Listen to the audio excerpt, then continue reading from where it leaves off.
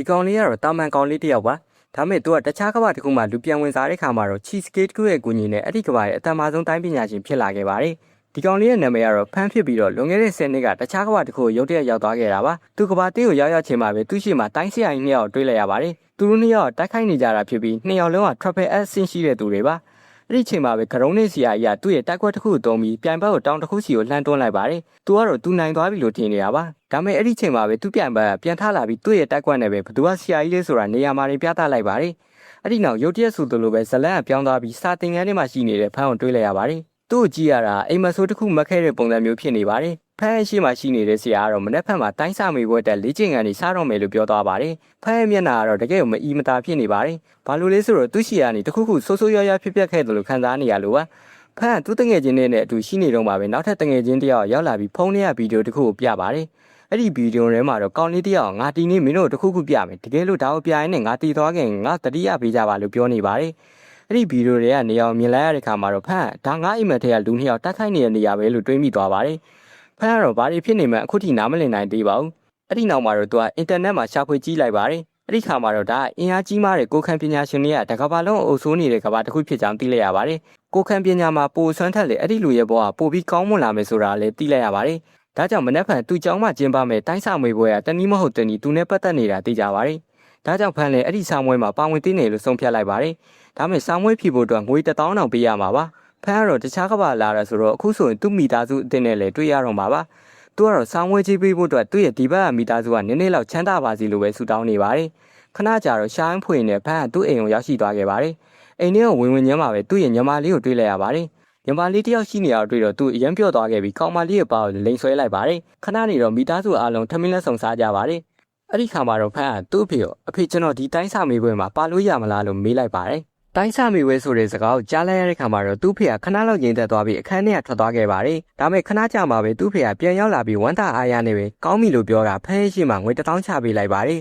်ဖန်းရဲ့မိသားစုတွေကတော့အချမ်းသာကြီးမဟုတ်ပေမဲ့ဒီအပြိုင်ကဘာဖန်းရဲ့ဖေကတားဖြစ်သူရဲ့စံသားတွေမပိတ်ပင်ပဲဖြည့်ဆည်းပေးတတ်တဲ့လူကောင်းတစ်ယောက်ပါအင်အောင်ရှင်မဖြစ်တဲ့ဖန်းရဲ့မိကလည်းဖန်းရဲ့တိုင်းတက္ကသိုလ်စရိတ်တွေဝင်ငွေပိုရအောင်အလုပ်ထွက်လုပ်ဖို့ကြံနေရအောင်လည်းတွေးလိုက်ရပါတယ်နောက်နေ့မနက်မှာတော့ဖန်းကငွေ1000သွင်းပြီးတိုင်းစာမေးပွဲဖြစ်မဲ့အကြောင်းသိလိုက်ရတဲ့သူတငယ်ချင်းတွေကတော့မင်းကတော့ပတ်စံတွေအလကားဖြုံးလိုက်တာပဲလို့ပြောကြပါတယ်အဲ့ဒီချိန်မှာပဲဆရာဖြစ်သူကဝန်လို့ခေါ်တဲ့ပါရမီရှင်စီနီယာတယောက်မနေ့ဖြန်ကျောင်းလာလိမ့်မယ်သူကမင်းတို့အသိပညာတွေဝေမျှပေးလိမ့်မယ်လို့ပြောပါတယ်ဆရာရဲ့ညွှန်ကြားချက်အရဝန်ဘူတာမှာသွားကြိုဖို့တာဝန်ကဖန်းစီကိုရောက်လာခဲ့ပါတယ်နောက်တစ်ခါမှတော့ဖန်းကအိမ်မှာစိတ်မကောင်းစွာထိုင်နေရအောင်တွေ့ရပါတယ်ဘာလို့လဲဆိုတော့သူ့ကြောင့်သူ့မိသားစုကပတ်စံတွေအများကြီးကုန်နေလို့ပါအဲ့ဒီချိန်မှာပဲဖန်းရဲ့မိကတော့သွေးတန့်ဆေးလုံးနှလုံးယူလာပေးပါတယ်ဒီဆေးလုံးတွေကတော့တိုင်းပညာစာမေးပွဲမှာအများကြီးထောက်ကူပြုပေမဲ့ဈေးကတော့အရန်ကြီးပါတယ်အဲ့ဒီနောက်မှာတော့ဖန်းရဲ့စွမ်းရည်အစင်းတွေကိုမြင်လိုက်ရပြီးအင်မတန်နှိမ့်ချနေတာတွေ့ရပါတယ်ဒါပေမဲ့အဲ့ဒီဆေးလုံးလေးကိုတောက်လိုက်တဲ့ခါမှာတော့သူ့ခန္ဓာကိုယ်ထဲမှာအင်အားကြီးမားတဲ့စွမ်းရည်ပေါက်ကွဲမှုတစ်ခုဖြစ်ပေါ်လာခဲ့ပါတယ်ဒီစွမ်းရည်တွေကတော့ပြင်းထန်လို့ရာဇဝတ်ကောင်တစ်ကောင်တော့ရင်းမိသွားခဲ့ပါတယ်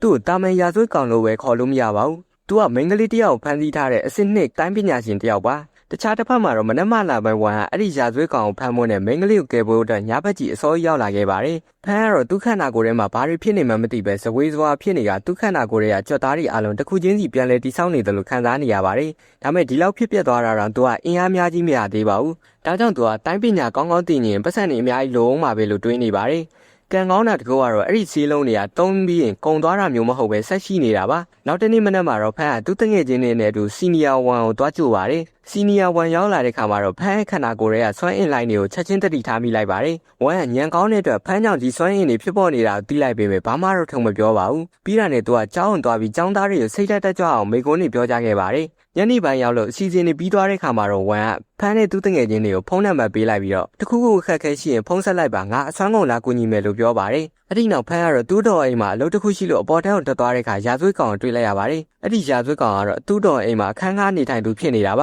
ါရာဇဝတ်ကောင်ကလည်းဖန်းကသူ့ကိုရိမ့်မိသွားမလားဆိုပြီးစိုးရိမ်နေပါတယ်ပြီးတာနဲ့သူကဖန်းကိုအခန်းထဲအသားလေးခေါ်သွင်းသွားလိုက်ပါတယ်ဖန်းကတော့သူ့ကိုမြင်မြင်ချင်းမှပဲစူကျွင်းငွေထုတ်ခံထားရတဲ့ရာဇဝတ်ကောင်ဆိုတာသိလိုက်ပါတယ်ဒါကြောင့်ဖန်းက1စီကိုမြင်မြင်လာခဲ့ပါလို့အမျက်စာပိုးလိုက်ပါတယ်အဲ့ဒီချိန်မှာပဲရာဇဝတ်ကောင်ကဖန်းကိုအသေးလေးတိုက်ခိုက်ပါတော့တယ်ပြီးတာနဲ့သူကဒီမျိုးကငါ့အတွက်မလုံညုံတော့ဘူးလူတွေကငါ့ကိုတီးကုန်ပြီလို့တွေးပြီးတက်သိမကြအောင်ဖန်းကိုတတ်ဖို့ကြိုးစားပါတယ်ဒါပေမဲ့ရုတ်တရက်ပဲဖန်းရဲ့စွမ်းအားတွေကနှိုးထလာပြီးပင်မနှောနေမှုတွေကိုပျောက်ကွယ်သွားစေကဖန်းကိုပြန်လဲနှိုးထလာစေခဲ့ပါတယ်ဖန်းကပြန်ခုခံမှုကြိုးစားပေမဲ့ရာဇဝတ်ကောင်ကတော့မရှင်နိုင်ခဲ့ပါဘူး သူကဖမ်းကိုအပြက်ရှင်းတော့မဲ့ချိန်မှာပဲစီနီယာဝန်ရောက်လာခဲ့ပြီးတစ်ချက်တည်းနဲ့ရာဇဝတ်ကောင်တတိလစ်သွားအောင်ကန်လိုက်ပါတယ်။ဒါကြောင့်မို့အဖမ်းခံထားရတဲ့ဖမ်းရတော်ကိုလည်းကဲထုံးနိုင်ခဲ့ပါတယ်။အဲ့ဒီနောက်မှာတော့ဝန်ကဖမ်းကိုချီးကျူးလိုက်ပါတယ်။အကြောင်းကတော့ရာဇဝတ်ကောင်အချိန်ဆွဲထားနိုင်ခဲ့လို့ပါ။အဲ့ဒီရာဇဝတ်ကောင်စီကနေပြီးတော့အဖိုးတက်နဲ့အဖြစ်ပစ္စည်းတွေကြောက်တင်တဲ့တွေးတန့်စေလုံးအမြောက်များကိုတင်စီရမိခဲ့ပါတယ်။ဒါတွေကဖမ်းအတွက်ကိုခံပညာလေ့ကျင့်ရမှာနံပါတ်1ဖြစ်လာဖို့အများကြီးထောက်ကူပြုမှာပါ။အဲ့ဒီနောက်မှာတော့ဝန်ကဖမ်းကိုအရေးကြီးတဲ့ချက်လက်တချို့ကိုပြောပြပါတယ်။ဘယ်စီလုံးကိုဘယ်ချိန်မှာတောင်းရမလဲဆိုတာတွေပါ။ဖမ်းခုတောင်းနေတဲ့တွေးတန့်စီလုံးကအစာပြိုးကစားလေ့ကျင့်သူတွေတွက်တာဖြစ်ပြီးတောက်ပြီးရင်2ရက်3ရက်လောက်ပဲအာနိသင်ရှိတာပါတကယ်တိုင်းပညာရှင်တယောက်ဖြစ်လာပြီဆိုရင်တော့တွေးတန့်စင်အစီနှိမ့်ကြီးကိုတောင်းရပါမယ်နောက်ထပ်အယိုးစစ်တွေတန်မာဖို့အတွက်တောင်းရတဲ့စီလုံးတွေလည်းရှိပါသေးတယ်တိုင်းပညာရှင်တယောက်အတွက်အယိုးစစ်တွေတန်မာလာဖို့ကအရေးကြီးဆုံးပါပဲနောက်ဆုံးအနေနဲ့တော့ဝန်ကကိုရင်းအင်္ဂါအတွက်စီလုံးအကြောင်းပြောပြပါတယ်ခန္ဓာကိုယ်ကအဆင့်တစ်ခုတက်တော့မဲ့ခါမှာတော့ကိုရင်းအင်္ဂါတွေကထိခိုက်ပျက်စီးနိုင်ခြင်းရှိလို့အဲ့ဒီစီလုံးတွေကအရင်အရေးကြီးတာပါဝန်ကတော့ဒီစီးတွေကိုအချိန်ခါမဟုတ်ပဲရှောင်းမတော့ဖို့တတိပေးခဲ့ပါတယ်ဖမ်းအိမ်ပြန်ရောက်တော့သူ့ခန်းထဲမှာစီလုံးတွေကိုကြည့်ပြီးဝမ်းသာနေတာတွေ့ရပါတယ်သူကအဲ့ဒီစီလုံးတွေကိုသူ့ရဲ့ system ထဲမှာစစ်ဆေးကြည့်တဲ့အခါအစတန်မိုး400ပဲရှိခဲ့ရနေပြီးတော့အခုတော့စုစုပေါင်း2တန်းအထိပြနေပါတယ်ဖမ်းအဲ့ဒီ2တန်းနဲ့အမှတ်တချို့ကိုတုံးပြီးသူ့ရဲ့ခန္ဓာကိုယ်ထဲကိုစွမ်းရည်နေဖြစ်ပြောင်းလဲထက်သွင်းလိုက်ပါတော့တယ်ခုဆိုရင်ဖမ်းရဲ့စွမ်းရည်က113ကီလိုရီထိရှိလာခဲ့ပါပြီနောက်နေ့မှာတော့တိုင်းစာမေဝအတွက်လူရွေးဝဲစတင်ပါတယ်ဒီပွဲမှာရွေးချယ်ခံရဖို့အတွက်ဆိုရင်အနည်းဆုံးစွမ်းရည်က112ကီလိုရီရှိမှရမှာပါပြိုင်ပွဲဝင်အားလုံးကလည်းသူတို့ရဲ့စွမ်းကုန်ကိုစူးစမ်းနေကြတယ်လို့ဖမ်းကလည်းဒီစာမေးပွဲကိုအောင်မြင်အောင်စွမ်းကုန်စူးစမ်းပါတယ်တဖြည်းဖြည်းနဲ့ပဲပြိုင်ပွဲဝင်တွေကတယောက်ပြီးတယောက်ရှုံးနေသွားခဲ့ကြပါတယ်ဒါပေမဲ့ဖမ်းကတော့သူ့ရဲ့စွမ်းအားတွေကိုထုတ်သုံးနေတော့ပါပဲဖမ်းရဲ့စွမ်းအားတွေကိုမြင်လိုက်ရတဲ့အခါမှာတော့ပတ်ဝန်းကျင်ကလူတွေအားလုံးကလည်းအံ့ဩသွားခဲ့ကြပါတယ်စမ်းသပ်မှုပြီးမှတော့ဖမ်းရဲ့ကီလိုရီက149အထိဖြစ်သွားခဲ့ပါတယ်ဒါဖမ်းအနေနဲ့ချိန်တိုတွင်းမှာအံ့ဩစရာကောင်းတော့မြင်မာတဲ့ဆင်းကိုရောက်ရှိသွားတာပါခုဆိုရင်ဖမ်းကသူ့ရဲ့ရလက်ကိုမိသားစုကိုတွားပြဖို့အချိန်တန်ပါပြီဖမ်းရဲ့ရလက်ကိုမြင်လိုက်ရတဲ့အခါမှာတော့သူ့ဖေကအရန်ကိုစိတ်လှုပ်ရှားပြီးမျက်ရည်တောင်ကျခဲ့ပါတယ်သူတို့တမိသားစုလုံးကအရန်ကိုပျော်ရွှင်နေကြတာပါနောက်နေ့မှာတော့ဖမ်းကစီနီယာဝန်ရှိကိုသွားခဲ့ပါတယ်ဝန်ကတော့ဖမ်းကိုဂုဏ်ပြုစကားပြောပြီးသူ့ဆရာရဲ့သမီးဖြစ်သူနဲ့မိတ်ဆက်ပေးပါတယ်အဲ့ဒီနောက်မှာတော့ဝန်ကသူ့ဆရာအသက်ရှင်နေတဲ့အကြောင်းတွေကိုပြန်ပြောပြရင်စိတ်မကောင်းဖြစ်နေပါတယ်သူ့ဆရာလူသားမျိုးနွယ်ကိုကယ်တင်မှုအတွက်သူ့ကိုယ်သူစတေးသွားခဲ့တာပါဝန်ကသူ့ဆရာကိုမသွားဖို့တားမြစ်ခဲ့ပြီးဆရာသားတစ်ခုခုဖြစ်သွားရင်ဆရာသမီးကိုကျွန်တော်ယူပါမယ်လို့ပြောလိုက်ပေမဲ့သူ့ဆရာကတော့ဒါကလေးမလေးပဲရှိသေးတာမင်းအဲ့လိုလိုငါနဲ့တွေ့မယ်လို့ပြောသွားခဲ့ပါတယ်လက်ရှိချိန်မှာတော့ဝန်ကရုတ်တရက်ဖမ်းကိုတက်ခတ်လိုက်ပြီးပညာဆန်းလိုက်ပါတယ်ပြီးတာနဲ့မင်းရဲ့ခန္ဓာကိုယ်ကအခုထိအားနေနေသေးတယ်လို့ပြောလိုက်ပါတယ်အခုဆိုရင်ဖမ်းကရမှတ်ကောင်းကောင်းနဲ့အောင်မြင်ထားတဲ့ကြောင့်သူတက်ရောက်နိုင်တဲ့တက္ကသိုလ်တွေအကြောင်းဝန်ကရှင်းပြပါတယ်အဲ့ဒီထဲမှာမော်ဦးလို့ခေါ်တဲ့တက္ကသိုလ်တစ်ခုလည်းပါဝင်ပါတယ်ဝန်ကတော့စုစုပေါင်းတက္ကသိုလ်၄ခုကြောင်းပြောပြခဲ့ပေမဲ့မော်ဦးကတော့အကောင်းဆုံးရင်းချဲ့စရာတစ်ခုပါအဲ့ဒီတက္ကသိုလ်မှာတော့အစွမ်းထက်တဲ့သူတွေစုဝေးနေကြတာဖြစ်လို့ဖမ်းထွက်တော့ပြန်ဆိုင်မှုတွေရမ်းပြင်းထန်ပါပါဒါပေမဲ့အားသာချက်ကတော့အဲ့ဒီမှာစီးလုံးတွေကိုဈေးသက်သက်တာနဲ့ရနိုင်တာပါပဲနောက်နေ့မှာတော့ဘူတာယုံမှာဖမ်းကိုလိုက်ပို့ပေးကြတဲ့သူ့မိသားစုတွေကိုတွေ့ရပါတယ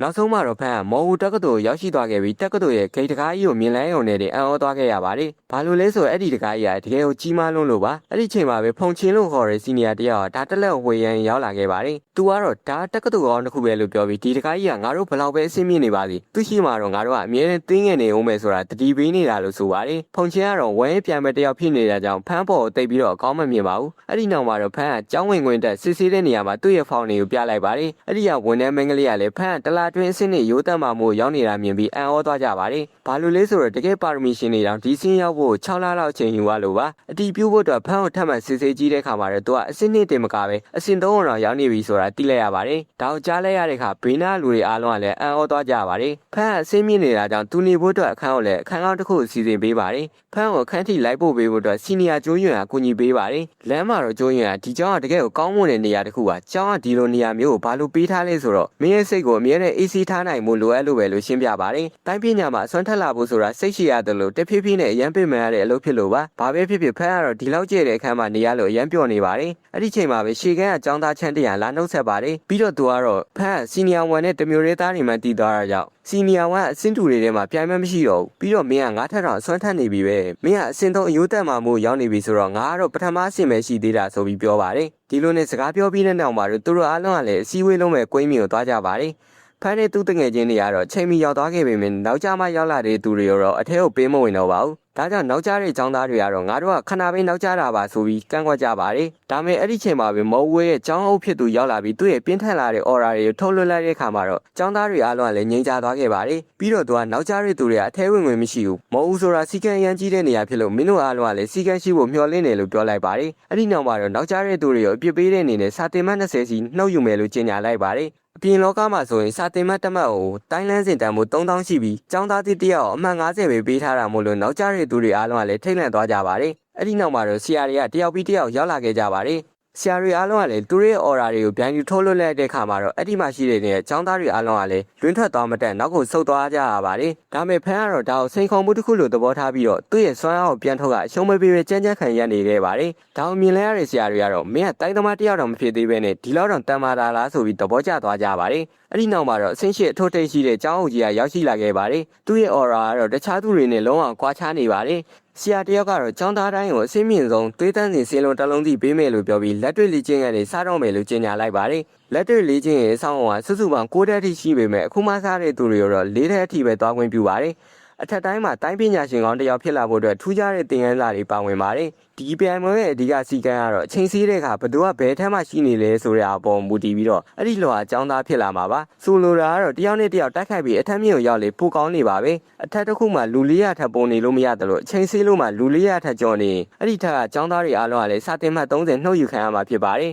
ဆိုလိုတာကတော့တယောက်နဲ့တယောက်တိုက်ခိုက်ပြီးအထက်မြင့်ကိုရောက်လေပိုကောင်းနေပါပဲအထက်တစ်ခုမှလူ400ထပ်ပုံနေလို့မရတယ်လို့အချိန်ဆေးလို့မှလူ400ထပ်ကျော်နေပြီဆိုရင်အဲ့ဒီထက်ကចောင်းသားတွေအားလုံးကလည်းစာတင်မှတ်30နှုတ်ယူခံရမှာဖြစ်ပါတယ်။ဒါကြောင့်အမြင့်ဆုံးရောက်နိုင်သမျှရောက်အောင်သွားဖို့အရေးကြီးပါတယ်။နောက်တစ်ခါမှတော့အဆောက်အုံလေးရောက်နေတဲ့ဖန်ကတော့ကဲလေ့ကျင့်ရေးစားပြီးငါတို့လေးထဲမှာပြန်ဆောင်ကြတာဖို့လို့ပြောပြီးထွက်သွားခဲ့ပါတယ်။ချမ်းတီကလည်းသူ့ကိုစောင့်ဖို့လှမ်းော်လိုက်ပါတယ်။ဖန်ကအပေါ်ထဲကိုတက်ဖို့ကြိုးစားတဲ့ခါမှာတော့သူ့ရှိမှလူတွေအများကြီးကလာတားကြပေမဲ့ဖန်တော့တာစိန်ခေါ်မှုမဟုတ်ခဲ့ပါဘူး။သူတို့တွေကရန်အောင်အားနေလုံးလို့ဖန်ကဒါတွေကမူလာရင်းចောင်းသားတယောက်တော့အနိုင်တိုင်းနိုင်တဲ့အစ်စ်နေလို့တွေးနေမိပါတယ်။အပေါ်တန်ရင်းနဲ့ပဲဖန်ကစီနီယာ1ကတော့ဒီကျောင်းမှာပြန်မကောင်းနေအများကြီးရှိတယ်လို့ပြောတာပဲ။အခုတော့ငါ့ကိုကျောင်းမြန်မှားညွှန်လိုက်တာလားလို့တောင်တွေးနေမိပါတယ်။ဘာလို့လဲဆိုတော့တယောက်နှစ်ယောက်လွင်ကျန်တဲ့သူတွေကငပြောတွေကြီးပဲမို့လို့ပါတခြားတစ်ဖက်မှာတော့ချမ်းတင်ကအပေါ်တက်ဖို့အတွက်တိုက်ခိုက်နေတော့မှပဲចောင်းသားတယောက်သူ့ခြေထောက်ကိုက်ဖို့ကြိုးစားနေတာကိုတွေ့ရပါတယ်အဲ့ဒီနောက်မှာတော့လေးတက်ကိုပထမဆုံးရောက်ရှိသွားတဲ့ကောင်လေးတယောက်ကိုပြပါတယ်သူတို့ရဲ့တိုက်ပွဲကိုတော့ဆရာတွေကစောင့်ကြည့်နေတာပါအချိန်ပြေးကန်ဒီထိចောင်းသားတွေအများကြီးတဲ့မှာလေးတက်ကိုရောက်လာနိုင်တာ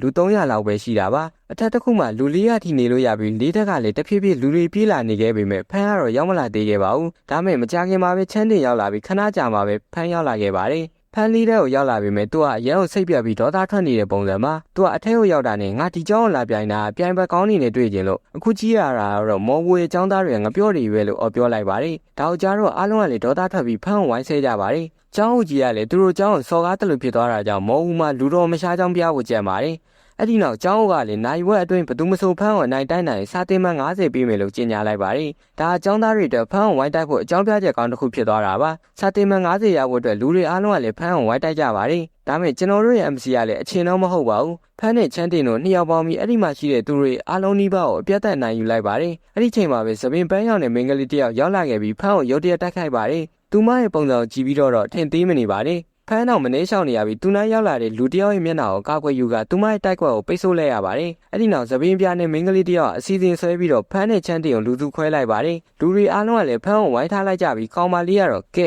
မင်းခုဘာတက်နိုင်သေးလဲလို့မေးလိုက်ပါတယ်။ဖန်းကတော့လူများကြီးကိုတယောက်တည်းရှင်းဖို့တော်တော်လေးရုန်းကန်နေရပါတယ်။တစ်ဖက်မှာလည်းအဲ့ဒီကောင်မလေးကချမ်းတင်ကိုတိုက်ခိုက်ပြီးအနိုင်ယူလိုက်ပါတယ်။သူတို့ပွဲကိုထိုင်ကြည့်နေတဲ့ဆရာတွေကတော့ဖန်းကိုကြည့်လိုက်ပြီးတော့ဒီလောက်တာမန်လူသန်းစားကောင်လေးကဘလို့ဒီလောက်တောင်တမာနေရတာလဲဆိုပြီးအံ့ဩနေပါတယ်။ချမ်းတင်ဘက်မှာတော့အပြတ်သက်ရှုံးသွားခဲ့ပါပြီဖန်းအတွက်လည်းလူ20-25ရက်လောက်တပြိုင်တည်းရှင်နေရတာတော်တော်ခက်ခဲနေပါတယ်ဖန်းလူတွေရှိမှသူ့ရဲ့ system ကိုထုတ်သုံးလို့မရတာကြောင့်စွမ်းရည်ရဖို့အတွက်စီလုံးသေးလေးတစ်လုံးကိုခိုးတောက်လိုက်ပါတယ်စွမ်းရည်နေရလာတာနဲ့ဖန်းကလေထဲကိုခုန်တက်သွားခဲ့ပြီးအဲ့ဒီချိန်မှာပဲတတ်မှတ်ထားတဲ့အချိန်ကလည်းပြည့်သွားခဲ့ပါတယ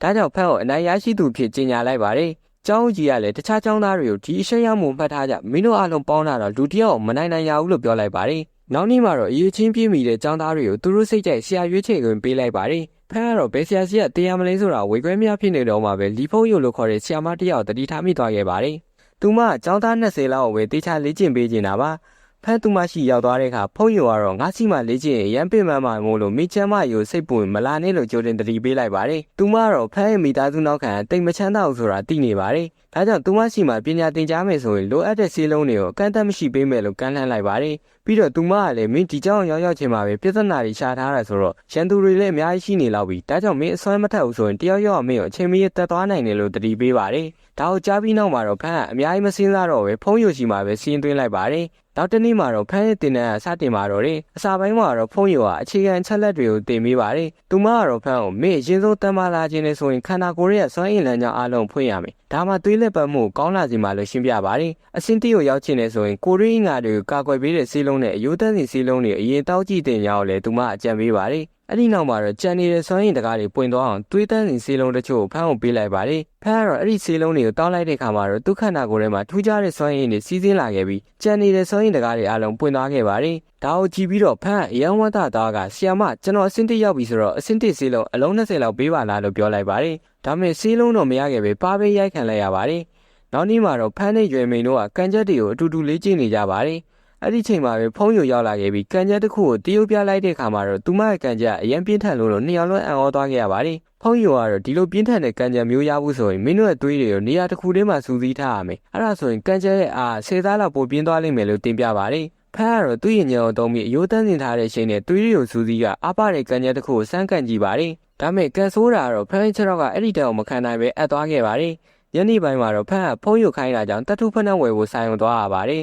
်ဆိုင်ကိုရောက်လို့ဖနှက်ဝယ်ကိုကြိုးစားခဲ့တဲ့အခါမှာတော့ဈေးနှုန်းကိုမြင်ပြီးသူလန်သွားခဲ့ပါတယ်။ဘာလို့လဲဆိုတော့အပြင်လောကမှာဆိုရင်အဲ့ဒီဖနှက်တရံငွေ1 တန်းလောက်တောင်တန်ဖိုးရှိနေလို့ပါ။တော်သေးတာကတော့သူလူရွေးပဲတော့တခြားចောင်းသားတွေအနာယူပြီးရထားတဲ့စာတင်မှတ်တွေရှိနေလို့ဖနှက်ဝယ်နိုင်ခဲ့ပါတယ်။နောက်နေ့မှာတော့လေ့ကျင့်ရုံလာတဲ့ဖမ်းတို့စီနီယာတွေကပြဿနာရှာပါတယ်။ဘာလို့ဆိုသူ့ရဲ့ညီကိုဝမ်ကဆုံးမခဲ့ဘူးတာကြောင့်ဝမ်နဲ့ရင်းနှီးတဲ့ဖမ်းကသူ့စားရှင်းပေးရမယ်လို့ဆိုပါတယ်။ဖမ်းကတော့ဝမ်ရဲ့ဂုဏ်သိက္ခာအတွက်ဒီစိန်ခုံမှုကိုလက်ခံလိုက်ပါတယ်။အဲ့ဒီနောက်မှာတော့ဖမ်းကိုတိုက်ခိုက်ရေးကြိုးဝိုင်းပေါ်မှာတွေ့ရပြီးစီနီယာတယောက်ကဖမ်းကိုအရင်ဆုံးစတင်တိုက်ခိုက်ပါတယ်။ဒါပေမဲ့ဖမ်းကတော့အဲ့ဒီတိုက်ကွက်ကိုရှောင်တိန်လိုက်ပြီးသူ့ကိုပြန်လဲထိုးနှက်လိုက်ပါတယ်။တကယ်တော့ဖမ်းရဲ့ခြေထောက်ကအက်နေစေဖြစ်ပေမဲ့သူကဆက်လက်တိုက်ပွဲဝင်နေတာပါ။ဖမ်းသူ့ဆရာမတင်မိခဲ့တဲ့စကားတွေကိုပြန်လဲတတိယရဲ့အပေါ်ခွန်တက်လိုက်ပြီးသူ့ရဲ့သွေးဆန်းရည်တွေအားလုံးခြေထောက်မှစူးစီးလိုက်ကပြင်းထန်လာတဲ့ကန်ချက်တစ်ခုနဲ့တိုက်ခိုက်လိုက်တာကြောင့်စီနီယာတယောက်လည်းရှုံးနေသွားခဲ့ရပါတယ်။သူ့ညီကိုဝမ်ရိုက်ခဲ့တာကြောင့်မကျေနပ်တဲ့နောက်တစ်ယောက်ကလည်းဖမ်းကိုစိန်ခေါ်လိုက်ပါတယ်။အဲ့ဒီချိန်မှာပဲဒီတပ်ပွဲတစ်ခုလုံးစောင့်ကြည့်နေတဲ့ဝမ်ကနောက်ကွယ်ကနေထွက်လာခဲ့ပါတယ်။ဝမ်ကတော့ငါးနဲ့ဖြစ်တဲ့ပြဿနာကိုရှင်းကြည့်ရင်ငါးနဲ့လာတိုက်လို့ရတယ်လို့ပြောလိုက်ပါတယ်။နောက်တစ်ခါမှတော့ဖမ်းတို့နဲ့တူထိုင်နေတဲ့ဖန်ချင်းကိုမြင်လိုက်ရပါတယ်။ဝမ်ကဒီကြောင်မြေအောက်ကူမှာအလုံးရှိလို့ဖန်ချင်းကကူညီပေးနေတာပါ။ခဏကြာပါတော့ဝမ်ကနောက်ရက်နေငယ်တွင်မှာပဲចောင်းသားတစ်တွေအတွက်ပြန်ပွဲကြီးစားတစ်ခုရှိလာတော့မယ်။ငါလည်းဒီပွဲကြောင့်အသေးစိတ်မသိပေမဲ့အမေပြန်ပွဲတက်ပြင်ဆင်ထားတင်တယ်လို့ပြောလိုက်ပါတယ်။နောက်တစ်ရက်မှာတော့ဆရာဖြစ်သူကចောင်းသားတစ်တွေကိုဒီဆန်းသက်ပွဲအကြောင်းပြောပြနေပါတယ်။ဒီပွဲကတော့တလာတွင်းမှာစတင်မှာဖြစ်ပြီးသူတို့ចောင်းတစ်ခုတည်းနဲ့မကပဲတခြားနာမည်ကြီးចောင်း6ចောင်းလောက်နဲ့ရှင်ပြိုင်ရမှာပါ။ဒါကြောင့်ចောင်းရဲ့ဂုဏ်သိက္ခာအတွက်သူတို့ចောင်းကနိုင်ဖို့ကအရေးကြီးပါတယ်။ចောင်းဦးကြီးရဲ့အမိန့်ရတော့ဖန်အဖွဲကောင်းဆောင်လုပ်ရမှာပါ။လူတွေကဖမ်းဖို့မျောလင်းချက်ကြီးနေတာကြောင့်သူကတော့တက်တည်ပြရတော့မှာပါဒီလိုနေပဲဖမ်းတို့ရဲ့ဖွဲ့ကရပ်ပေါင်းများစွာကျန်းတဲ့လေ့ကျင့်ခန်းတွေကိုလှုပ်ဆောင်ခဲ့ပါတယ်ဖမ်းတော့လက်နက်တစ်ခုပေးထားခဲ့ပေမဲ့အစာပိုင်းမှာကောင်းကောင်းမသုံးတတ်သေးပါဘူးဒါပေမဲ့တဖြည်းဖြည်းနဲ့အချိန်ကြာလာတဲ့နေ့မြသူကအဲ့ဒီလက်နက်ကိုကျွမ်းကျင်စွာသုံးတတ်လာခဲ့ပါတယ်ဖမ်းနေမကပဲတခြားចောင်းသားတွေလည်းသူတို့ကိုသူတို့အစွမ်းကုန်မြင့်တင်နေကြပါတယ်နောက်ဆုံးမှာတော့ပြိုင်ပွဲစတင်မဲ့နေ့ကိုရောက်ရှိလာခဲ့ပါပြီဒီပွဲကတော့မော်ဟူကျောင်းအတွက်တကယ်ကိုကြီးမားတဲ့ပွဲတစ်ပွဲဖြစ်ပါတယ်ဒီပြိုင်ပွဲကိုပုံမစိတ်လို့ရှာဖို့ကောင်းဟာယုံဆိုတဲ့စီစဉ်တင်ဆက်သူကစင်မော်တက်လာပြီးတော့ဒါကတော့တာမန်ပြိုင်ပွဲတစ်ခုမဟုတ်ပါဘူးလွန်ပြင်းထန်တဲ့ပွဲစဉ်ဖြစ်တာကြောင့်ပရိသတ်တွေအလုံးငြိမ်ငြိမ်သက်သက်ထိုင်ကြည့်ပေးကြပါလို့ပြောပါတယ်ဒီပွဲကတော့ဖမ်းရဲ့ညီမလေးကလည်းလာရောက်အားပေးနေပါတယ်နောက်ထပ်မြင်ကွင်းမှာတော့ဖမ်းရဲ့ညီမလေးနဲ့တငယ်ချင်းတွေကဖမ်းစီရောက်လာတာကိုမြင်ရပါတယ်သူညီမလေးကိုမြင်လိုက်ရတော့ဖမ်းကအယံဝမ်းသာတာခဲ့ပြီးအခုတော့ငါဘာဖြစ်ဖြစ်ဒီပြိုင်ပွဲကိုနိုင်ရအောင်တိုက်ရတော့မယ်လို့ပြောပြီးပြိုင်ကွင်းစီထွက်သွားပါတော့တယ်အဲ့ဒီနောက်မှာတော့ဟာယုံကအခုဆိုရင်ပြိုင်ပွဲကစတင်တော့မှဖြစ်ပြီးတသိန်းချင်းစီရဲ့ခေါင်းဆောင်တွေကစင်မော်တယောက်ချင်းတက်လာတော့မှဖြစ်တယ်လို့ကြေညာပါတယ်ပထမဆုံးအနေနဲ့တော့အနီရောင်ဝတ်စုံဝတ်ထားတဲ့ចောင်းသားတွေပါဝင်တဲ့ကျင်းကူအဖွဲ့ကတက်လာခဲ့ပါတယ်ဒီအဖွဲ့ရဲ့ခေါင်းဆောင်နာမည်ကတော့ဟန်ဖြစ်ပြီးသူကအဆင့်1အထွတ်ထိပ်မှာအတန်းမာဆုံးဖြစ်နာမည်ကြီးပါတယ်သူ့နောက်မှာတော့အစိမ်းရောင်ဖွဲ့နဲ့ဝါရောင်ဖွဲ့တွေလည်းရောက်ရှိလာကြပါတယ်နောက်ဆုံးမှာတော့ဟာယုံကဖမ်းတို့ဖွဲ့ကိုခေါ်လိုက်ပါတယ်ဒီဖွဲ့ကတော့အခုမှအသစ်ဖွဲ့စည်းထားတာဖြစ်ကြောင်းနဲ့အဖွဲ့ကောင်းဆောင်ကတော့ចောင်းသားတစ်လေးဖမ်းဖြစ်ကြောင်းမိတ်ဆက်ပေးပါတယ်အဲ့ဒီနောက်မှာတော့အဖွဲ့တွေရဲ့ရှင်ပြိုင်ရမယ့်တွဲဘက်စီးရင်တွေကိုပြသပါတယ်ရလက်တွေထွက်လာတဲ့အခါမှာတော့အနီရောင်ဖွဲ့ကအစိမ်းရောင်ဖွဲ့နဲ့ရှင်ပြိုင်ရမှာဖြစ်ပြီးတော့အပြာရောင်ဖမ်းရဲ့ဖွဲ့ကတော့အဝါရောင်ဖွဲ့နဲ့ရှင်ပြိုင်ရမှာပါဒီအသင်းတွေကအနိုင်ရတဲ့သူတွေကမှဘူလူကွင်းမှာထပ်မံရှင်ပြိုင်ရမှာဖြစ်ပါတယ်ပထမကြီးပြိုင်ပွဲစတင်တဲ့အခါမှာတော့အနီရောင်ဖွဲ့ကောင်းဆောင်ဟန်နဲ့အစိမ်းရောင်ဖွဲ့ကောင်းဆောင်မီရီတို့ကရှင်ပြိုင်ကြပါတယ်မီရီကတော့သူ့ရဲ့စွမ်းရည်တွေကိုစူးစီးလိုက်ပြီးဟန်ကိုစတင်တက်ခိုက်လိုက်ပါတယ်ဒါပေမဲ့ဟန်ကတော့တီတီငင်ငင်လေးပဲခုခံနိုင်လိုက်ပါတယ်အဲ့ဒီနောက်မှာတော့မင်းကြီးက Heavenly Class ဆိုတဲ့တိုက်ကွက်နဲ့ထပ်မံတက်ခိုက်လိုက်ပေမဲ့ဟန်ကတော့လေးဘောခုန်တက်လိုက်ပြီးရှောင်းနိုင်ခဲ့တယ်လို့သူ့ရဲ့နာမည်ကျော်တိုက်ကွက်ဖြစ်တဲ့ The Rising Sun နဲ့ပြန်လည်တိုက်ခိုက်လိုက်ပါတယ်ဒါပေမဲ့မင်းကြီးကတော့ဟန်ရဲ့တိုက်ကွက်ကိုအလေတကူပဲခုခံနိုင်လိုက်တာကြောင့်ပရိသတ်တွေအားလုံးကလည်းအံ့ဩသွားခဲ့ကြပါတယ် အဲ့ဒီချိန်မှာပဲဟန်ကရုတ်တရက်မင်းယူရဲ့နောက်ဘက်ကိုရောက်သွားခဲ့ပြီးသူ့ရဲ့လှမ်းနဲ့ပဲမင်းယူရဲ့ဘက်ကိုထိုးချလိုက်ပါတယ်လူတွေကတော့မင်းယူရှုံးပြီလို့ထင်နေကြတာပါဒါပေမဲ့ဟန်ကတော့သူ့ဓာတ်ကိုအနေငယ်လျှော့ပေးလိုက်တဲ့အတွက်မင်းယူကတော့သူလွတ်မြောက်နိုင်သေးတယ်လို့ထင်သွားပါတယ်ဒါပေမဲ့ဒါကတော့ဟန်ရဲ့အစီအစဉ်ပဲဖြစ်ပါတယ်မင်းယူကလှုပ်ရှားဖို့ကြိုးစားလိုက်တာနဲ့ဟန်ကလှမ်းနဲ့ဆက်ထားတဲ့ဓာတ်ရှိနဲ့ပြန်လည်နိုင်ယူလိုက်ပါတယ်တစ်ဖက်မှာတော့ဝမ်းနဲ့ဖုန်ချင်းတို့ကိုအတူတူမြင်တွေ့ရပါတယ်ဖုန်ချင်းကတော့ဖန်ကပွဲစဉ်နှစ်တီခံနိုင်မယ်ဆိုတာငါလောင်းရင်းတယ်လို့ပြောပေမဲ့ဝမ်းကတော့ဒါသူ့ပြန်ပွဲပဲမင်းသားအခုသွားမယ့်မြေရောက်ကူမှမသေးစေနဲ့လို့ပြန်ပြောလိုက်ပါတယ်တစ်ဖက်မှာတော့ဟာယွန်ကအနားယူခြင်းပြီးဆုံးသွားတာကြောင့်ဒုတိယပွဲစဉ်ရှင်ပြိုင်ရမယ့်ချိန်မှာပဲလို့ကြေညာပါတယ်ဒုတိယပွဲမစတင်ခင်မှာတော့ဖန်ညမာလေးကသူ့ရှိကိုရောက်လာခဲ့ပြီးကိုမတိုက်ပါနဲ့တော့ဆိုပြီးငိုယိုကလာတားပါတယ်သူမဖန်အတွက်ရန်ဆိုးရင်နေတာပါဒါပေမဲ့ဖန်ကတော့စိတ်မပူပါနဲ့ငါလေးတိုင်းသမားတယောက်ပါပဲလို့ပြောပြီးထွက်ခါလာခဲ့ပါတယ်ဒီပွဲကိုတော့တကဘာလုံးလိုက်လွှင့်နေတာဖြစ်ပြီးဖန်ရဲ့ဖခင်တော့အလောကနေခွင့်ယူပြီးဒီပြိုင်ပွဲကိုကြည့်နေတာမြင်ရပါတယ်ပြိုင်ပွဲမှာတော့ဟာယွန်ကဖန်ရဲ့အကြောင်းကိုပထမဆုံးချိန်မိတ်ဆက်ပေးနေပါတယ်ဖန်စီဂနေချာတိုက်ကွက်ကတော့ချင်းတင်ဟိန်းတန်ဖြစ်ပြီးဒီတိုက်ကွက်ကလူတသိန်းမှတယောက်ပဲသုံးနိုင်တဲ့တိုက်ကွက်လို့အားလုံးကယူဆထားကြတာပါအဲ့ဒီချိန်မှာပဲဖန်ရဲ့ပြန်ပတ်မင်းကတကယ်ပဲဒီတိုက်ကွက်ကိုသုံးနိုင်လို့လားလို့မေးလိုက်ပေမဲ့ဖန်ဘက်ကတော့ဘာမှပြန်မဖြစ်ပဲလာတိုက်ဖို့သာပြန်ပြောလိုက်ပါတယ်ဒါကြောင့်သူပြန်မဲ့ကလည်းဒေါသထွက်သွားပြီးစိတ်လက်မှန်ပါနဲ့ဖန်ကိုဝင်တိုက်ပါတယ်ဒါမဲ့ဖန်ကတော့အဲ့ဒီတိုက်ကွက်ကိုဘာမှမဟုတ်တယ်လို့မျိုးအလွယ်တကူပဲတားဆီးလိုက်ပါတယ်တကယ်တော့ဖန်ကအစာကလေးကသူ့ရဲ့ဆွမ်းအားမှန်ကိုဖုံးဝယ်ထားခဲ့တာပါအဲ့ဒီနောက်မှာတော့ဖန်ကဘယ်သူမှမမျှော်လင့်ထားတဲ့အရာကိုလုပ်ပြလိုက်ပါတယ်သူ့ရဲ့လက်နက်ကိုနှစ်ပိုင်းပိုင်းလိုက်ပြီးအဲ့ဒီတည်းကတစ်ပိုင်းကိုဓမြောင်ဖြစ်ပြောင်းလဲကြတယ်ပြိုင်ပွဲကိုတိုက်ခိုက်လိုက်ပါတယ်ပြီးနောက်သူ့ဆရာမတင်ပေးထားတဲ့တိုက်ကွက်ကိုတုံးချလိုက်ပါတယ်ဖန်ကတော့ဒီတိုက်ကွက်ကိုကျွမ်းကျင်အောင်လေ့ကျင့်ထားပြီးဖြစ်တာကြောင့်တစ်ချက်တည်းနဲ့တင်ပြီးဆုံးသွားခဲ့ပြီးအပြာရောင်ဖွဲ့ကအနိုင်ရရှိသွားခဲ့ပါတယ်အခုတော့ဖန်ကိုမနာလိုဖြစ်နေတဲ့သူတွေလည်းဒီတိုက်ပွဲကိုကြည့်ပြီးဘာမှမပြောနိုင်တော့ပါဘူးဒါပေမဲ့ဖန်ရဲ့ပွဲစဉ်ကတော့မပြီးဆုံးသေးပဲနောက်ထပ်တစ်ပွဲဆက်တိုက်ရအောင်မှဖြစ်ကြောင်းသိလိုက်ရပါတယ်အဝါရောင်ဖွဲ့ခေါင်းဆောင်ကတော့ငါဘာပဲဖြစ်ဖြစ်သူ့ရဲ့ဖွဲ့ကိုရအောင်ဖော်ထုံးမယ်အသိဝင်လာတဲ့သူတယောက်ဘာလို့ဒီလောက်တန်မာနေရတာလဲလို့တွေးနေပါတယ်ဒါမဲ့ပြင်းထန်တဲ့တိုက်ကွက်တွေကိုတုံးထားတဲ့ကြောင့်ဆေးလုံးတွေအများကြီးတောက်ရင်တော့ဖန်တယောက်သွေးဆန်းရည်နဲ့အမြန်ပြေးဖို့မလွယ်ဘူးလို့သူထင်နေတာပါဒါမဲ့ဖန်ကတော့ဆေးလုံးတစ်လုံးနဲ့တဲ့သူ့ရဲ့သွေးဆန်းရည်တွေအားလုံးအမြန်ပြန်ပြေးသွားစီနိုင်တာကိုမြင်တွေ့လိုက်ရတဲ့ခါမှာတော့အဖွဲကောင်းဆောင်တော့သူကဘလို့လူမျိုးလဲဆိုပြီးအကြီးကျယ်ထိတ်လန့်သွားခဲ့ပါတယ်သူကဒီဆေးလုံးနဲ့ခွန်အားပြန်ပြေးလိုက်တာတွေမကဘူးအရင်အထက်တောင်ပို့ပြီးတန်မာလာပြီလို့ပြောလိုက်ပါတယ်ဒါကိုကြားတော့ចောင်းသီးသီးကចောင်းတွေပါအံ့အားသင့်သွားခဲ့ပြီးចောင်းကြီးကတော့ဒီကောင်လေးမှာဆေးလုံးတွေကိုအမြန်ခြေဖြတ်နိုင်တဲ့ခန္ဓာကိုယ်မျိုးရှိနေတာဖြစ်ရမယ်လို့မှတ်ချက်ပေးလိုက်ပါတယ်ဒုတိယအချီမှာတော့ဝါရောင်အဖွဲ့ကချမ်းလို့ခေါ်တဲ့သူနဲ့ဖန်နဲ့တိုက်မှာပါပြိုင်ပွဲစားတာနဲ့ချက်ကမိတ်တောင်မဆက်တော့ပဲဖန်ရဲ့ချက်တော့ဦးတီဗီစတင်တိုက်ခိုက်ပါတော့တယ်သူကတော့ဒရက်ဆက်တိုက်ခိုက်နေပေမဲ့ဖန်ကတော့ဒါကိုပျော်စရာတစ်ခုလိုသဘောထားပြီးရင်ဆိုင်နေခဲ့ပါတယ်နောက်ဆုံးမှာတော့ဖန်ကလေးဘောတစ်ချက်ခုန်တက်လိုက်ပြီးချမ်းရဲ့ရင်ဘတ်ကိုတက်တက်ကန်လိုက်တာကြောင့်ချမ်းတယောက်နေရာမှာတင်တတိလစ်သွားပါတော့တယ်ခုတော့ကျွန်တော်ရဲ့ဖန်ကဒုတိယချီကိုလည်းလွယ်လွယ်နဲ့နိုင်ရရှိသွားခဲ့ပြန်ပါပြီဒါကိုကြီးနေတဲ့ပရိသတ်တွေအားလုံးကလည်းအံ့ဩမင်တတ်နေတော့မှပဲဟွာယွန်ကတော့ဖန်ကိုဆက်ပြိုင်အောင်မလားလို့မေးလိုက်တဲ့ကဖန်ကလည်းခေါင်းချင်းပြလိုက်ပါတော့တယ်နောက်တစ်ခါမှတော့ရှုံးနေသွားတဲ့ဖွဲသားကိုကြည့်ရင်ဖန်ကိုအထင်သေးမိသွားတာပဲလို့တွေးနေတဲ့ဝါရောင်သိန်းကောင်းဆောင်မြင်ရမှာပါဒီတစ်ချိန်မှာတော့သူကဒိုင်လူကြီးကိုတော့မဆောင်တော့ပဲဖန်ကိုကိုယ်တိုင်ဝင်ရောက်တိုက်ခိုက်ပါတော့တယ်ဖန်ကလည်းပြန်ပဲတက်ကွက်တွေကိုမနေ့ရှောင်တင်းလိုက်ရပြီးငါဆေးတောက်ပြီးတော့စွမ်းရည်နေတော့ပြန်မကူရသေးဘူးလေလို့ညီးတွားလိုက်ပါတယ်ဒါပေမဲ့မမေ့ပါနဲ့ဦးဖန်ကတော့ level system ပိုင်ဆိုင်ထားတဲ့ကောင်းလေးပဲဖြစ်ပါတယ်ဒါကြောင့်သူ့ရဲ့အစွမ်းတချို့အတုံးကလေထဲမှာရက်ပြလိုက်ပြီးအားလုံးကိုအံ့ဩသားစေခဲ့ပါတယ်။ကျောင်းတွေရတော့သူဒီလောက်တိုးတောင်းတဲ့ချိန်တွင်းမှာဒါတွေအားလုံးကိုလေ့ကျင့်မှုအချိန်ပေးရတာလေဆိုပြီးတွေးတောနေကြပါတယ်။အဲ့ဒီနောက်မှာတော့ဖန်ကအောက်ကိုဆင်းလာခဲ့ပြီးဒီပွဲကတော့တော်တော်လေးကိုလွယ်ကူသွားတော့မှာပါလို့ပြောလိုက်ပါတယ်။ခဏကြာမှာတော့သူတို့နှစ်ယောက်ကလေထဲမှာဘယ်သူမှမမြင်နိုင်လောက်အောင်မြင်ဆန်းတဲ့ရှင်ဟုံလေးတိုက်ခိုက်နေကြပါ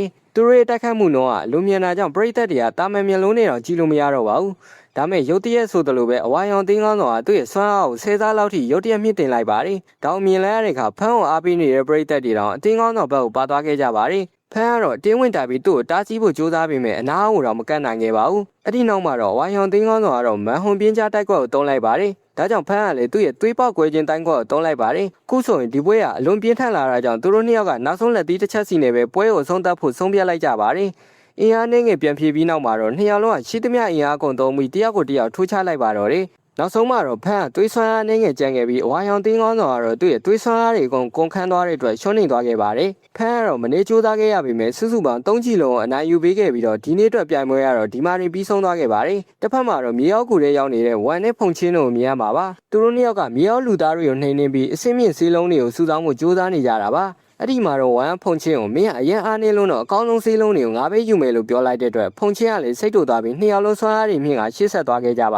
ယ်။နောက်နေ့မှာတော့ပြိုင်ပွဲတွေပြန်လည်စတင်มาတော့တယ်။မနေ့ကပွဲစဉ်တွေထဲမှာအကောင်းဆုံးဆွမ်းဆောင်နိုင်သူစီးရင်မှာဖန်ရဲ့နာမည်ကလည်းထိတ်ဆုံးကပါနေခဲ့ပါတယ်။ဒါလည်းမဆန်းပါဘူး။သူကတယောက်တည်းနဲ့3ယောက်လုံးဇက်တိုက်နိုင်ယူခဲ့တာပါ။ဒါပေမဲ့အခုဖန်အတွက်ပြဿနာကြီးတစ်ခုရှိနေခဲ့ပါတယ်။အဲ့ဒါကတော့သူကတော်လုံးနေတဲ့အတွက်သူ့ဖွဲ့ကိုအစင်းမြင့်တဲ့သူတွေနဲ့ရှင်ပြိုင်မှုတွဲပေးလိုက်တာပါ။ပြဿနာကတော့အစင်းမြင့်တဲ့သူနဲ့ပြန်ရမှာတွေမဟုတ်ပဲသူ့ကိုပြန်ဝင်မပေးထားလို့ပါ။ ဒါကြောင့်ဖမ်းကလည်းနားနေကန်တွေကိုအမြန်သွားလိုက်ပါတယ်အဲ့ဒီမှာတော့သူ့ဖွဲ့သားတွေနဲ့ဆရာကိုတွေ့ရပါတယ်ဖမ်းကတော့ကျွန်တော်ကိုဘာလို့မတိုက်ခိုင်းနိုင်လဲလို့ပြောပေမဲ့ဆရာကတော့မင်းရဲ့ဆွမ်းဆောင်ရည်တွေကအများကြီးရှိတယ်ဘလို့ပဲဖြစ်ဖြစ်ဒီနေ့တိုက်ပွဲကနေမင်းတိုင်ကွက်တွေအများကြီးပေါ်သွားခဲ့ပြီဒါကြောင့်ဖွဲ့သားတွေကိုအလှည့်ပေးလိုက်အောင်တိုင်းသမားဆိုတာဆုံးဖြတ်ချက်မှန်လဲချနိုင်မှရမယ်မဟုတ်ရင်မြေအောက်ကူတွေမှာမင်းအခက်ခဲတွေအများကြီးကြောင်းရလိမ့်မယ်လို့ရှင်းပြပါတယ်မြေအောက်ကူဆိုတဲ့အတန်ကြားတော့ဖမ်းတဲ့သူတငယ်ချင်းတွေလည်းအံ့ဩသွားခဲ့ကြပါတယ်ဘာလို့လဲဆိုတော့သူတို့အဲ့ဒီကြောင်းဘာမှပြောပြမထားသေးလို့ပါပဲဆရာဖြစ်သူကတော့ဆက်လက်ပြီးဘိုလူပွဲမတိုင်ခင်မင်းရဲ့ဝှက်ဖဲကိုဘယ်တော့မှထုံးမပြနဲ့အကောင်းဆုံးကတော့နောက်တစ်ပွဲမှာမင်းရဲ့တငယ်ချင်းတွေကိုပဲလွှတ်လိုက်ပြီးမင်းခဏနားနေလိုက်ပါလို့အကြံပေးလိုက်ပါတယ်ဖမ်းကလေသူပွဲတွေအများကြီးတက်ခတ်ခဲ့ပြီးပြီဖြစ်လို့ဆရာစကားကိုနားထောင်ပြီးနောက်တစ်ပွဲမှာကိုယ်တိုင်မသွားတော့ပဲသူတငယ်ချင်းချမ်းတင်နဲ့တခြားသူတွေကိုပဲလွှတ်လိုက်ပါတ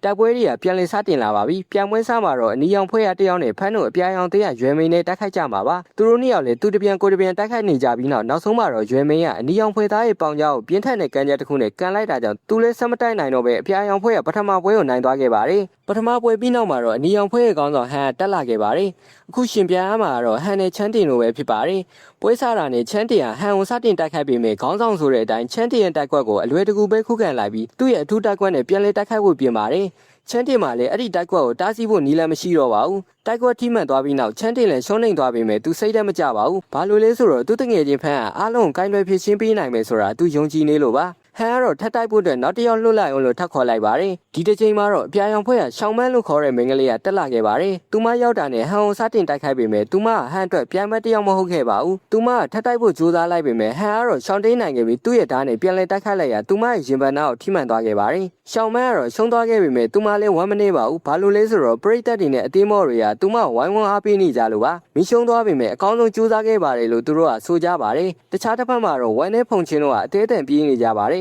သူတို့ကရေသွေးကောင်းတဲ့စွမ်းရည်ရင်းမြစ်ကြောက်တစ်ခုကိုရထားပေမဲ့အစင်ငါးတိုင်းပညာရှင်တွေကသူတို့နောက်ကိုလိုက်နေကြပါတယ်သူတို့နှစ်ယောက်ပေါင်းတော့အဲ့ဒီလူတွေကိုမနိုင်နိုင်တာကြောင့်ဝမ်းကမတက်တာတော့ပဲကြောက်ကိုဆွန့်လွတ်လိုက်ရပါတယ်အဲ့ဒီနောက်မြင်ကွင်းကတော့ပြန်ကွင်းဘက်ကိုပြန်လဲရောက်ရှိလာပြီးအပြာရောင်ဖွေသားတွေကသူတို့အနိုင်ရဖို့အတွက်အစွမ်းကုန်ကြိုးစားနေကြပါတယ်ဒါပေမဲ့ဟန်စားဝင်လာတဲ့သူကပိုတန်မာရာကြောင့်2မိနစ်တောင်ပြည့်ခင်ပါတယ်အပြာရောင်ဖွေသားတယောက်အနိုင်ယူလိုက်ပါတယ်ဒီလိုအခြေအနေနဲ့ဆိုရင်ဖန်းရဲ့အတင်းအတွက်ဘိုလူပွဲတက်ဖို့ကပိုပြီးခက်ခဲလာပါတယ်ဖန်းတယောက်အတော်လေးဒေါသထွက်နေပြီးငါအခုဘာလို့တင်လဲဆိုပြီးစဉ်းစားနေပါတယ်ဒါပေမဲ့နောက်ဆုံးမှာတော့အပြာရောင်ဖွေကတချို့ပွဲစဉ်တွေကိုပြန်လည်နိုင်ရရှိခဲ့တာကြောင့်ဘိုလူပွဲအတွက်ရေးချခံလိုက်ရပါတယ်ဖန်းရဲ့အတင်းကတော့ဘိုလူပွဲအထိတန်လန်းနိုင်ခဲ့ပေမဲ့အတင်းသားများစုကတော့ပြင်းထန်စွာဒဏ်ရာရရှိနေကြပါတယ်အဲ့ဒီချိန်မှာပဲဆရာဖြစ်သူရောက်လာပြီးဘယ်သူမှစိတ်ထဲမကြပါနဲ့လို့အားပေးတယ်လို့ဖန်းကလည်းအတင်းသားတွေစိတ်ထဲပြန်တက်ကြွလာအောင်စကားကောင်းတွေပြောပေးပါတယ်အဲ့ဒီနောက်ចောင်းသားတယောက်ကတော့ဘလူပွဲအတွက်ရှင်ပြရမယ့်3ယောက်ကဘယ်သူတွေဖြစ်မလဲလို့မေးတဲ့အခါမှာတော့ဆရာကဒါကမင်းတို့ရဲ့ကောင်းဆောင်ဖန်းရဲ့ဆုံးဖြတ်ချက်ပဲဖြစ်လိမ့်မယ်လို့ပြန်ဖြေပါတယ်လူများစုကဒဏ်ရာရနေချိန်မှာတော့ယွင်ရှိဆိုတဲ့ကောင်မလေးကလည်းလက်ထောင်လိုက်ပြီးဖန်းမင်းဆက်နာရှိငါတိုက်ခိုက်ပေးမယ်လို့ပြောလိုက်ပါတယ်ဒါမဲ့ဆရာဖြစ်သူကတော့သူမအလွန်နူးညံ့သိမ်မွေလွန်းတာကြောင့်စိုးရိမ်နေခဲ့ပါတယ်တခြားတစ်ဖက်မှာတော့လူမှုကွန်ရက်စာမျက်နှာတွေပေါ်မှာဘလူပွဲကြောင့်အတော်လေးနာမည်ကြီးနေပါတယ်နောက်ဆုံးမှာတော့ဘလူပွဲကျင်းပမဲ့နေ့ကိုရောက်ရှိလာပြီးလက်တီးသုံးနဲ့လက်သမား2ယောက်မြင်တွေ့ရပါတယ်ဖန်းရဲ့အသင်းဘက်ကနေတက်လာတဲ့သူကတော့ကျင်းလိမ့်မယ်ဖြစ်ပါတယ်သူကသူ့ရဲ့ထူးခြားချက်ဖြစ်တဲ့လျင်မြန်ဖြက်လက်မှုကြောင့်အလွန်ဆွမ်းထက်ပါတယ်သူကတော့အဲ့ဒီဆွမ်းရည်ကိုအသုံးပြုပြီးပြိုင်ဘက်ကိုကောင်းကောင်းတိုက်ခိုက်နိုင်ခဲ့ပါတယ်အချိန်ကြီးကကျင်းလင်ကအနိုင်ရတော့မယ်လို့ထင်ရပေမဲ့ရုတ်တရက်ပဲပြိုင်ဘက်ကသွေးဆွမ်းနေကုန်လက်မစူးစီးလိုက်ကစက္ကန့်ပိုင်းတွင်းမှာပဲကျင်းလင်ကိုနိုင်ယူလိုက်ပါတယ်ပြီးတော့ငါဒုတိယချီတော့ပါဒီမှာပဲဆက်ဆောက်နေမယ်လို့စောက်ဖင်ရပြီးပြောလိုက်ပါတယ်ဒုတိယချီမှာတော့ဖန်းကယွင်ရှိလို့ခေါ်တဲ့မိန်းကလေးကိုလွှတ်လိုက်ပါတယ်သူမကတော့ငါမင်းကိုနိုင်ယူမှာမို့လို့အခုကလေးကရှုံးပေးလိုက်တာပိုကောင်းမယ်လို့ပြောပါတယ်ဒါပေမဲ့ပြိုင်ဘက်ကတော့သူမကိုနုနုနဲ့မိန်းကလေးတယောက်လို့ထင်ပြီးအထင်သေးနေခဲ့ပါတယ်ပြီးတာနဲ့သူကမှော်စွမ်းရင်တုံးပြီးမီလက်တီးနဲ့ယွင်ရှိကိုတိုက်ခတ်လိုက်တာကြောင့်သူမကအဲ့ဒီနေရာမှာလဲကျသွားခဲ့ပါတယ်ဟွာယွန်ကတော့ယွင်ရှိရှုံးသွားကြောင်းကြေညာတော့မဲ့ချိန်မှာပဲမမျှော်လင့်ထားတဲ့အရာဖြစ်လာခဲ့ပါတယ်အကြောင်းကတော့ယွင်ရှိကပြန်လည်နိုးထလာခဲ့ပါတယ်ဘာလို့ဆိုသူမတောက်ထားတဲ့ရန်စေးကြီးတဲ့ပြန်လည်ရှင်တန်ကြီးဆေးလုံးကသူမကိုခွန်အားတွေပြန်ပေးလိုက်လို့ပါယွင်ရှိကတော့ခွန်အားတွေပြန်လည်ပြေးလာချိန်မှာတော့သူမရဲ့ပြန်ဘက်ကနှစ်ပွဲတိုက်ပြီးသွေးဆိုင်နေအလုံးကျုံသုံးဆွဲမိထားတာကြောင့်သတိလစ်သွားပါတော့တယ်အခုဆိုရင်နှစ်တင်းစလုံးကတစ်ဖက်တစ်ချီစီအနိုင်ရထားပြီးတဲ့နောက်မှာတော့အနီရောင်ဖွဲရဲ့တမဆုံးသူတွေတယောက်ကတက်လာခဲ့ပါတယ်သူကတော့ရောက်တာနဲ့ယွင်ရှိကိုလက်သီးတွေနဲ့ဒရန်ဆက်ထိုးနေပါတော့တယ်ဒါမဲ့ယွင်ရှိကလည်းအလျှော်မပေးပဲသူမရဲ့ထူးတာကွက်တစ်ခုနဲ့ပြန်လဲတုံးပြန်ပါတယ်အဲ့ဒီတိုက်ကွက်ကတော့တကယ်ကိုပြင်းထန်လွန်တာကြောင့်အနီရောင်ဖွဲ့လဲရှုံးတော့မယ်လို့တောင်ထင်ရပါတယ်ဒါပေမဲ့သူကတော့ယွင်ရှိရဲ့ခြေထောက်ကိုဖမ်းကင်လိုက်ပြီးမြေပြင်ပေါ်ဆောင်းချလိုက်ပါတယ်အဲ့ဒီနောက်မှာတော့သူကသူ့ရဲ့မိသားစုရဲ့အဖိုးတန်အမွေနေဖြစ်တဲ့လှိုးဝက်တိုက်ကွက်တစ်ခုကိုထုံသုံးလိုက်ပါတယ်တကယ်လို့ဒီတိုက်ကွက်သာယွင်ရှိကိုထိမှန်သွားမယ်ဆိုရင်သူမအသေးတောင်သေးသွားနိုင်ပါတယ်ဒါပေမဲ့အချိန်ကိုက်မှာပဲဖမ်းရောက်လာပြီးအဲ့ဒီတိုက်ခိုက်မှုကိုတားဆီးပေးလိုက်ပါတယ်အဲ့ဒီနောက်သူကမင်းကဒီပြိုင်ပွဲကိုနိုင်မယ်လို့ထင်နေတာလားလို့ဆိုကသူစကားကိုလက်တွေ့ပြဖို့အတွက်2မိနစ်တွင်းမှာတင်သူ့ကိုပြင်းထန်နိုင်ယူလိုက်ပါတယ်အခုတော့နောက်ဆုံးတိုက်ပွဲအနေနဲ့အတင်းကောင်းဆောင်2ယောက်ရှင်ပြရတော့မှာပါအနီရောင်ဖွဲကောင်းဆောင်ဟန်ကတော့မိတ်တောင်မဆက်တော့ပဲဖမ်းကိုစတင်တိုက်ခိုက်ပါတယ်ဖ ဖန်ကလည်းသူ့ရဲ့အထူးတိုက်ကွက်တစ်ခုနဲ့ပြန်လည်ပြီးတော့ထုတ်သုံးလိုက်ပါတယ်ဒါပေမဲ့ဟန်ကတော့သူ့ရဲ့တိုက်ကွက်တစ်ခုနဲ့ဖန်ရဲ့တိုက်ခိုက်မှုကိုလေထဲမှာတင်တားဆီးနိုင်ခဲ့ပါတယ်အဲ့ဒီနောက်ဖန်ကတော့နောက်ထပ်တစ်ချိန်တိုက်ဖို့ကြိုးစားချိန်မှာတော့ဟန်ကဖန်ရဲ့နောက်ကိုရောက်သွားခဲ့ပြီးသူ့ရဲ့လက်နက်နဲ့ဖန်ရဲ့ခေါင်းကိုအပြင်းပြင်းနဲ့ရိုက်ချလိုက်ပါတယ်ဖန်ဟာတော်တော်လေးနာကျင်သွားပြီးဒဏ်ရာတွေလည်းအများကြီးရသွားခဲ့ပါတယ်ဒါပေမဲ့သူကတော့ဆေးလုံးတစ်လုံးကိုတောက်လိုက်တာကြောင့်သွေးစွမ်းရည်ကချက်ချင်းပြန်တက်လာခဲ့ပါတယ်ခုတော့သူကပြန်လည်တိုက်ခိုက်ဖို့အသင့်ဖြစ်နေခဲ့ပါပြီတစ်ဖက်မှာတော့ဆေးရုံကလေးမော်ရောက်နေတဲ့ဝမ်နဲ့ဖုန်ချင်းတို့က TV ကနေဒီပွဲကိုကြည့်ရင်းနဲ့ဖုန်ချင်းကတော့ဆေးလုံးသာဇက်တိုက်တောင်းနေနိုင်ရဲ့အကန့်အသတ်မဲ့သူလို့ဖြစ်နေပြီဆိုပြီးအံ့ဩနေပါတယ်တိုက်ပွဲကွင်းမြေမှာတော့ဟန်ဖန်ကိုဒရဇက်တိုက်ခိုက်နေသေးပါဖန်ကတော့နောက်ဆုံးမှာတော့အဲ့ဒီတိုက်ခွက်တွေကိုမရှောင်နိုင်ပဲလဲကျသွားခဲ့ပါတယ်သူကတော့စကားတော့မပြောနိုင်တော့အထိခြေနေဆိုးရွားနေပါတယ်အားလုံးကတော့သူတို့ရှုံးသွားပြီလို့ထင်နေတဲ့ချိန်မှာပဲဖန်ကသူ့ရဲ့ system နဲ့ကိုရုတ်တရက်ရောက်သွားပြီးခန္ဓာကိုယ်တစ်ခုလုံးပြန်လဲကျန်းမာလာခဲ့ပါတယ်ဒါကတော့ system ရဲ့မော်ဆန်မူလာတော့မပြောတတ်ပေမဲ့အပြင်လူတွေမြင်မှာတော့သူကပြန်လဲရှင်သန်ကြီးဆေးလုံးတောက်ထားတဲ့ပုံစံမျိုးဟန်ဆောင်လိုက်ပါတယ်ဟန်ကတော့မင်းရဲ့တိုက်ကွက်အဟောင်းတွေကငါးပုံမှာအလုံးဖြစ်တော့လို့ပြောလိုက်ပေမဲ့ဖန်ကတော့အလွန်ဒေါသထွက်နေပြီးသူ့ရဲ့ဝက်ဖဲဖြစ်တဲ့သူနဲ့တိုက်ခိုက်ဘူးတဲ့သူတွေစီကနေကော်ပီကူကအစင်းမြင့်ထားတဲ့တိုင်းမောင်းစုံအုံးပြီးလွန်ကျစရာကောင်းတဲ့နောက်ဆုံးတိုက်ကွက်ကိုထုတ်သုံးလိုက်ပါတော့တယ်ဒီတိုက်ကွက်ကတော့ဒီလောက်ထိစွမ်းထက်မယ်လို့ဟန်အောင်လုံးဝထင်မထားခဲ့ပါဘူးဒီတိုက်ခိုက်မှုတစ်ချက်တည်းနဲ့ဖန်ကဒီပွဲကိုအနိုင်ရရှိသွားပြီလို့အားလုံးကဆုံးဖြတ်လိုက်ကြပါတယ်ဒါနဲ့တူပြန်ပွဲကလည်းပြီးဆုံးသွားခဲ့ပြီးအစီအစဉ်တင်ဆက်သူဟွာယွန်ကလည်းဖန်ချန်ပီယံဖြစ်သွားကြောင်းကြေညာလိုက်ပါတယ်ဖန်ကတော့ဟန်ကိုပြတ်သက်နိုင်ရရှိသွားပြီးဆုလက်တွေအများကြီးရရှိခဲ့တာ3ရက်ကြာပြန်ပွဲကလည်းပြီးဆုံးသွားခဲ့ပါတယ်တစ်ဖက်မှာလည်းဖန်ကပြန်ပွဲတွေကိုပေါ့ပေါ့တန်တန်သဘောမထားတော့တင်ငန်းသာရသွားခဲ့ပြီး system ကိုရမ်းမိခုံမနေပဲပုံမတန်မာလာစေဖို့စက္ကန့်နိုင်အောင်အသုံးချပြီးပြင်းပြင်းထန်ထန်လေ့ကျင့်ပါတော့တယ်အဲ့ဒီနောက်မှာတော့ဖန်ကအားလည်းရဲ့အတွက်သူညမနဲ့အတူတငယ်ချင်းတချို့နဲ့အိမ်ပြန်မို့ထွက်လာခဲ့ကြပါတယ်ခဏကြာမှာတော့တခြားတငယ်ချင်းတွေပါအမိလိုက်လာကြပြီးတငယ်ချင်းတယောက်ကတော့ကြောင်းပြန့်တတ်တဲ့အချိန်ထိအစင်းနှစ်ကိုမရောက်သေးတဲ့သူမှန်သမျှဂေးတွေပဲလို့ပြောလိုက်ပါတယ်အဲ့ဒီနောက်အားလုံးကိုနှုတ်ဆက်လိုက်ကြပြီးဖန်ကယထာစီထွက်လာခဲ့ကြပါတယ်ယထာပုံမှာတော့သူညမကဖန်ကအစင်းတစ်တိုင်းသမားတွေထဲမှာအစင်း6နေရာမှာရှိနေတာကိုအံ့ဩနေခဲ့ပေမဲ့ဖန်ကတော့အရင်မကြီးပါဘူးလို့ပဲဆိုပါတယ်တကယ်တော့သူကမကြသေးခင်ကအစင်းနှစ်တိုင်းသမားဖြစ်သွားတာကြောင့်သူတငယ်ချင်းတွေကိုအံ့ဩသွားစေခဲ့ပါတယ်အားလုံးကဆက်လှုပ်ရှားနေကြပေမဲ့ဖန်ကတော့လောလောဆယ်ဓာတ်လှုပ်ဝက်ထားဖို့ပဲပြောလိုက်ပါတယ်သူတငယ်ချင်းတွေကတော့သူကဝမ်ကိုအမိလိုက်နေပြီလို့ပြောလိုက်တာကြောင့်ဖန်ကတော့ဝမ်ကအစင်းလေးကိုရောက်ဖို့တော့ကြိုးစားနေပြီလို့ပြန်ပြောလိုက်ပါတယ်အိမ်ပြန်လမ်းမှာတော့ဖန်ကအခုထိဘာမှတိတ်မပြောင်းလဲသေးတဲ့မွေးရမြေယာမြင်ကွင်းတွေကိုမြင်ပြီးပျော်ရွှင်နေပါတယ်လမ်းပေါ်ကကလေးတချို့ကိုလက်မှတ်ထိုးပေးခဲ့ပြီးမိဘတွေနဲ့နှွေးထွေးစာပြန်လဲဆုံတွေ့ရင်အဲ့ဒီနေ့ကိုအဆုံးသတ်ခဲ့ပါတယ်နောက်နေ့မနက်လမ်းလျှောက်ထွက်တဲ့အခါမှာတော့စုငွေထုတ်ထားတဲ့တရက်ခံကိုဖမ်းသွားတော့ဝမ်နဲ့တူပါလာတဲ့အေဂျင့်ကိုတွေးလိုက်ရပါတယ်အဲ့ဒီအေဂျင့်ကတော့ရာဇဝတ်သားကိုဖမ်းပေးခဲ့တဲ့အတွက်ရောတိုင်းပြန်ဝင်မှာအမှတ်ကောင်းကောင်းရခဲ့တဲ့အတွက်ကြောင့်မှမျိုးတော်ကနေသူ့ကိုထောက်ပံ့တဲ့အနေနဲ့သူညမကြောင်းတက်နေတဲ့ရက်ွက်ကောင်းကောင်းမှတိုက်ခန်းလက်ဆောင်ပေးထားတယ်လို့ပြောလိုက်တဲ့အတွက်ဖန်တယောက်ဆိုးရသွားခဲ့ပါတယ်သူကဝန်စီကိုချက်ချင်းဖုံးဆက်ပြီးအဓိကကူညီပေးခဲ့တဲ့ဝန်ကဘာလို့သူ့ဝေစုကိုမယူတာလဲလို့မေးလိုက်ပါတယ်ဒါပေမဲ့စီနီယာဝန်ကတော့သူကဒါရီမလိုချောင်းနဲ့ဖန်အနေနဲ့မိသားစုကိုမှနှောင်းရှက်ပဲနဲ့လွတ်လွတ်လပ်လပ်လေ့ကျင့်နိုင်ဖို့ဒီနေရာကလိုအပ်တယ်လို့ပြောပါတယ်ဖန်ကကျေးဇူးတင်တဲ့အနေနဲ့ထမင်းကျွေးဖို့ကမ်းလှမ်းခဲ့ပေမဲ့ဝန်ကတော့လှုပ်ရှုံးနေတာကြောင့်နောက်မှပဲဆုံးကြမယ်လို့ပြောပါတယ်အဲ့ဒီနောက်ဖန်ကလည်းသူ့မိသားစုနဲ့အတူအစင်းမြင့်တက်ခန်းကိုပြောင်းရွှေ့နေထိုင်ခဲ့ပြီးနှစ်သိကိုအားလက်ရွက်တွေကိုမိသားစုနဲ့အတူပျော်ပျော်ပါးပါးဖြတ်သန်းနေခဲ့ပါတော့တယ်